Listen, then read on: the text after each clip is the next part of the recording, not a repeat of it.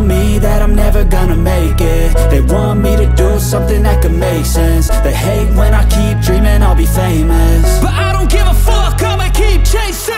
I got all this potential that's deep inside of me, but they hate when you're successful cause they try to be. They sit there being judgmental because you're trying things, and they just want you to settle and do the right thing. So get a good job, don't slack off. Wake up every morning, make a good impression on your boss. Don't do anything that I wouldn't do, and when you're making money, make sure you don't spend it too soon. Fuck that, I'll do what I wanna do. I got a different path from every.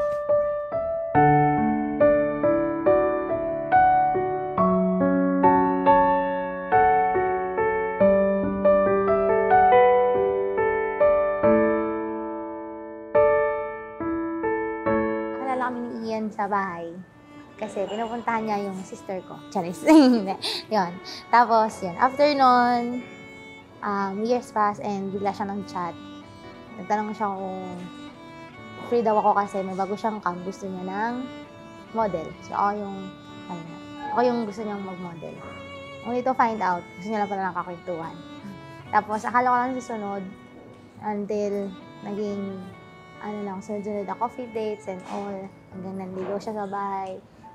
Hinihingi yung paalam siya kay mama para manligaw and all. Tapos yun na. Start yun. Kilala ko na siya. Pandemic era. So, ang una talaga nun ay sa IG namin. Dahil puro online, so puro post. Nagko-comment siya kasi nagko-comment din ako sa mga picture. And then, after nun, doon ako nag-aya ng parang coffee date or photoshoot. Tapos, kaya na nag-start na. Pinupuntahan ko na siya araw-araw doon sa bahay nila. Tapos, yun, doon ang date namin. Hindi kami nagde-date sa labas. Yung kahit anong short temper niya sa ibang bagay, pero pagdating sa akin, nahabaan niya talaga. Yung patience niya, 3 times, 4 times, yung patience siya para sa akin. Hindi nagbabago yan since day one. Siguro kung may time lang napagod siya, tapos hindi niya na kayang intindihin ako. Ayun yung time na shutdown na siya. Pero never ever ko naramdaman na parang mas malaki yung galit niya kaysa sa akin. Nandyan siya nung walang-wala. Nung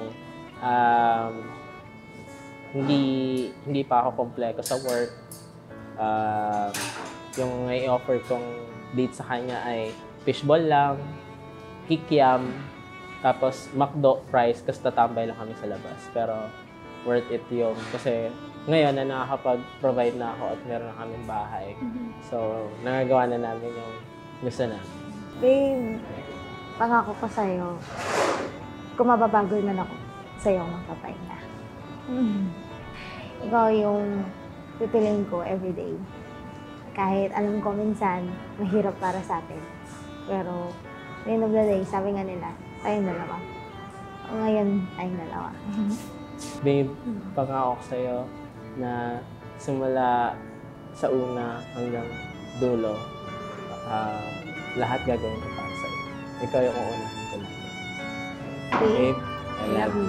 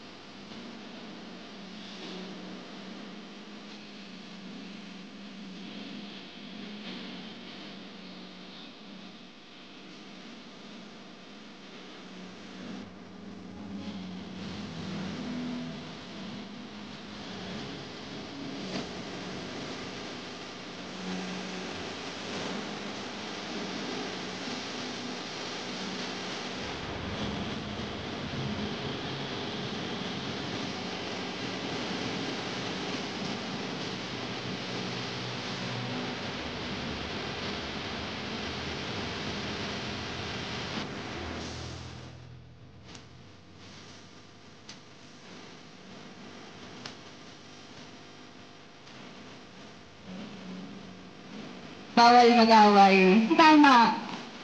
Galit si siya, huwag mong sasabayan. Nang matigal siya, tiplangan mo ng kape, ha? So, congrats, and andito lang kami ka ng partner ko. Love you, both of you, forever, bunso. Nagbuhay sa kaintindihan, mag-usap ng maayos. At kung maliit na bagay, huwag mong palakihin. Hangad ko ang inyong magiging supling. Sana magkaroon kayo ng mabubuting anak. We are thankful po for everybody. Sa pamilya po namin, sa parents namin, dalawa naming mama Imelda, Papa Nox, yung dalawa po namin kapatid, sobrang dami niyo po sakripisyo para sa amin. Ganun din po yung mga kaibigan, na yung iba po galing work, wala pong tulog, galing malayong lugar, pero you're here for us, and sobrang malaking regalo na din po yun. Sobrang papasalamat po kami. Kaya sa mga kaibigan ko po sa work, yung mga mentors po namin, mga sponsors, thank you so much po. Kaya, ewan ko, ganito po siguro kapag nasa third, ewan ko po. Yung sponsors po namin, mga mentors, mostly of them po, ay mga mentors po namin from high school, since high school, and now po, na nag-work na po kami, kasama pa rin po namin sila. And still, lahat po ng tinuro po nila, nasa puso po namin. Ganon din po yung mga katabaho po namin, Ma'am Che, Sir Rubin, Girl Rose Ann. Kung hindi po dahil sa kanila, baka wala po kami dalawa ngayon. We are very thankful po for everybody. And sa family po, Santos and Sevilla, we are very thankful po for everybody. And I hope hindi po ito yung huli nating pag-iita. Hindi po ito yung huling iiyak ako kasi lahat po kayo ay parte po ng aming maliit na pamilya pero lumalaki ng dahil po sa inyo. Marami pong salamat. Meron akong pinapasalamatan syempre si God kasi binigyan ako ng napakaganda, napakakanino, napakabait na asawa.